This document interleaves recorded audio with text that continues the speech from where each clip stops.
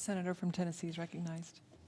Thank you, Madam President. I really appreciate the opportunity to come to the floor today and to have time to talk about this nomination. I will tell you, as a member of the Senate Judiciary Committee, I want to express my appreciation to Chairman Lindsey Graham for the great work that he has done, and to Leader McConnell for the way he has given us the opportunity to work through this process of completing this confirmation. As I have talked to Tennesseans from one end of our state to another, I have heard from them time and again how important they think it is to have a judge and a justice, a Supreme Court justice, who is not an activist.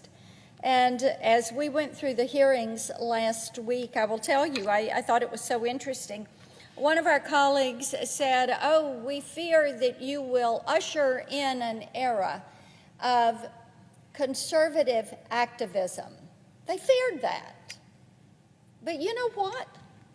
Conservatives do not want activist judges of any stripe. They want constitutionalists. They want judges to abide by the rule of law. They want Supreme Court justices who will call balls and strikes. That's what those of us on this side of the aisle, Republicans, conservatives, independents that are there in the center, that's what they want. And you know, that is what they see in Judge Barrett.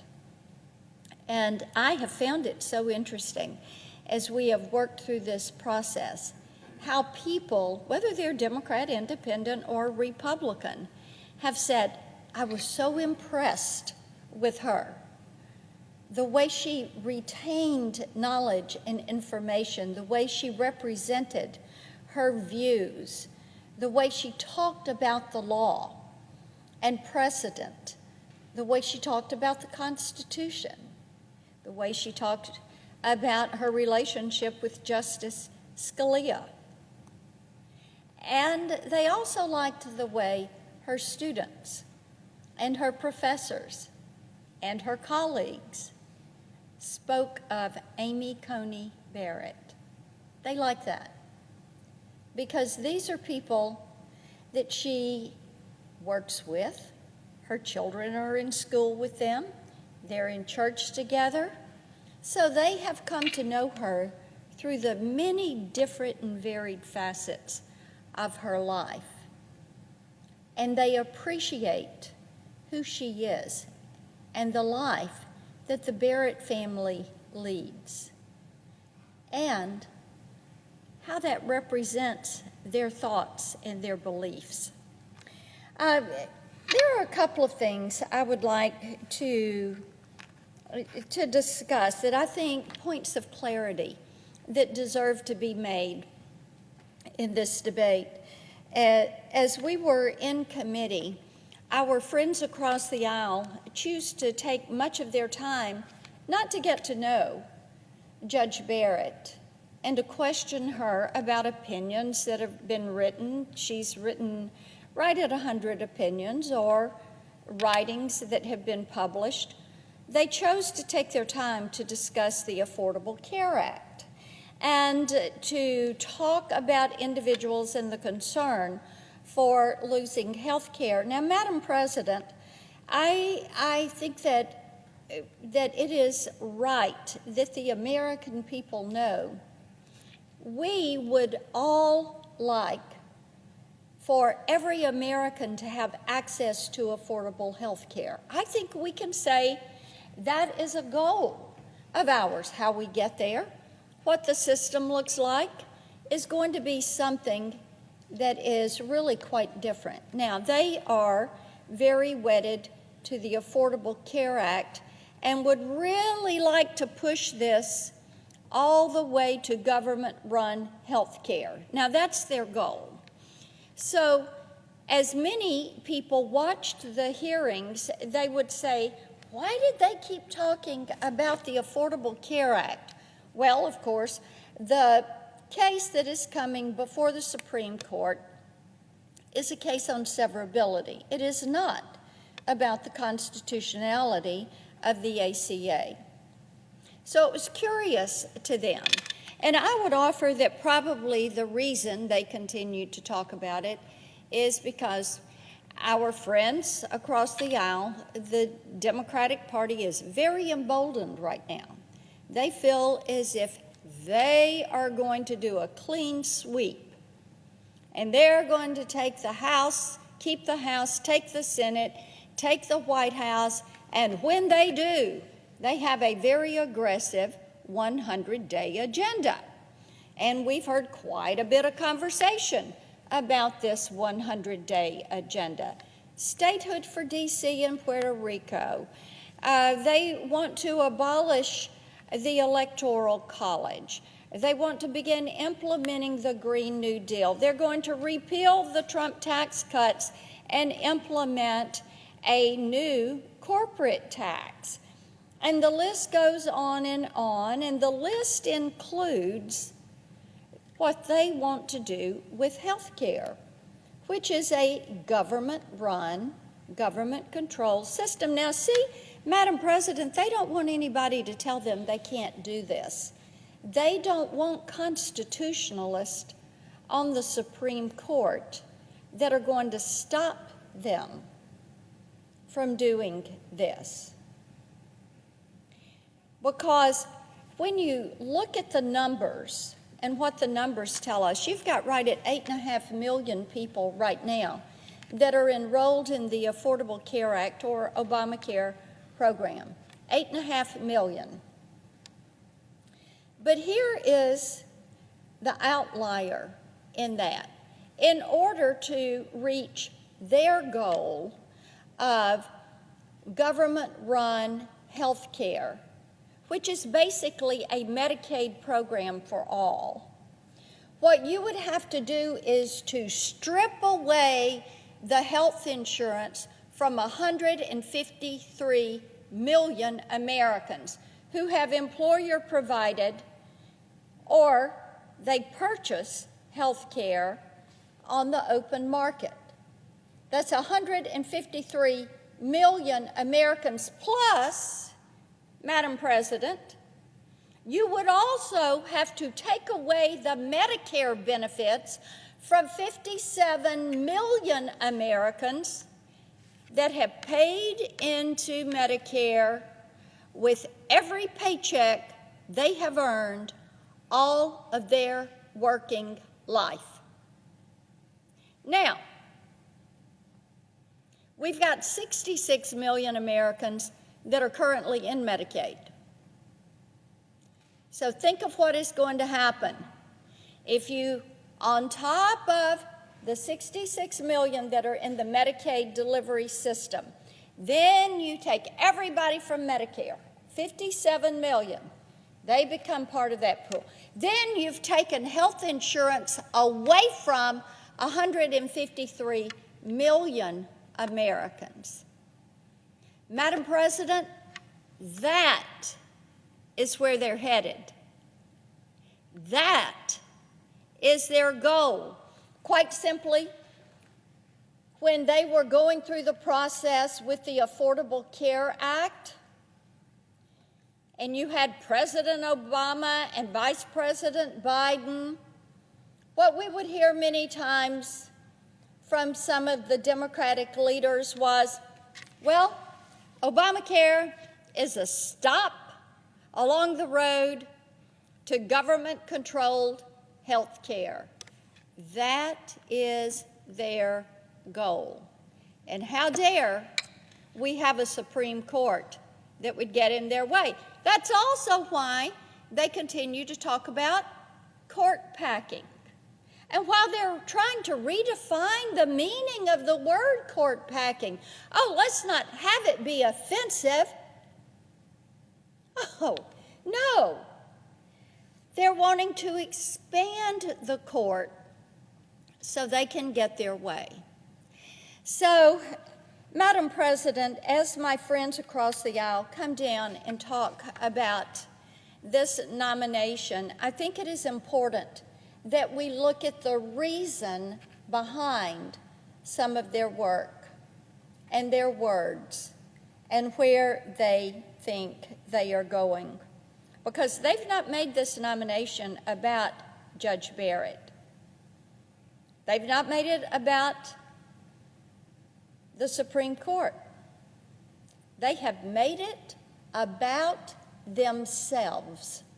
They've made it about themselves, their wish list, their desire for activist judges. How about that? They fear conservative activism. What are they going for? Liberal activism. That's the kind of judge they're looking for. Not a constitutionalist, not somebody that calls balls and strikes. They're looking for somebody who's going to do their work for them. So they don't have to pass something through Congress. They don't have to deal with we the people. They want to just say, well, according to the Supreme Court, this is the law of the land. So that is why they chose not to get to know Judge Barrett. And I will tell you, I found her to be one of the most impressive women that I have ever had the opportunity to get to know.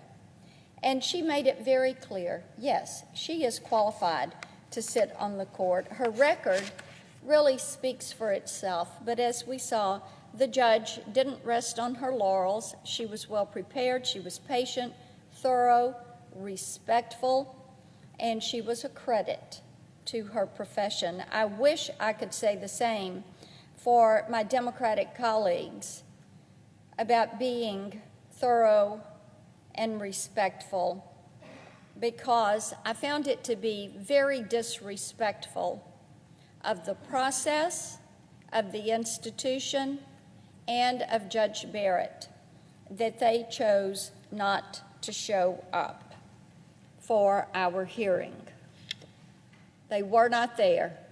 AWOL, gone, didn't come. And you see, Madam President, why did they do that? Judge Barrett, a highly qualified, highly skilled female, she's just not the right kind of woman. She does not submit to the leftist agenda. So therefore, they don't see her as the right kind of woman. And as we know from many of their antics, some from them and some from their echo chamber, the mainstream media, they feel as if a woman who is pro-life, pro-family, pro-religion, pro-business, that kind of woman, in their eyes, does not deserve a seat at the table. I find it so interesting. My colleagues across the aisle who speak often of how they value diversity, and I agree, diversity is a strength, and we should seek to hear all voices. That should be a goal, to hear from everyone. But when it comes to diversity of viewpoint and hearing from a conservative woman, an independent woman, a right-of-center woman, this side of the political spectrum, when it comes to diversity of viewpoint, what do? They repeatedly choose intellectual isolation. Intellectual isolation. Their mind is made up. They are in total submission to the agenda of the left. So do not confuse them. Don't confuse them with facts. Don't confuse them with a counterpoint. Don't look at them and say, how about being open-minded? You know, what you're saying might be true, but what if this is true? Would that change the outcome? I find it so very sad that what they've done is to choose intellectual isolation. I find it very sad that that is what they are role modeling for young adults, college students, high school students. Don't hear out somebody who is different from you. Don't show respect or a listening ear to someone who is different from you. Don't take the time to provide a common courtesy of listening to what someone may have to say. To my friends across the aisle, I know many of you, and some of you I served with when I was in the House. And may I just offer a thought that you are better than that. This chamber is better than that. And individuals who are nominated for judgeships, for justices on the Supreme Court, they deserve to be heard. So I would encourage my colleagues to think this through. Judge Barrett is moving through this process. We are going to confirm Judge Amy Coney Barrett to the U.S. Supreme Court. And as we do this, we know that she is going to take that seat as a capable, competent, skilled jurist. And we know that she is going to be someone that is going to sit on that court, and yes, she is going to call balls and strikes. Our friends need not worry about an era of conservative activism. Let me assure them, conservatives don't want that any more than they want an era of liberal activism. What they want is a constitutionalist court that is going to be fair to everyone and is focused on equality and justice for all. Madam President, I yield the floor.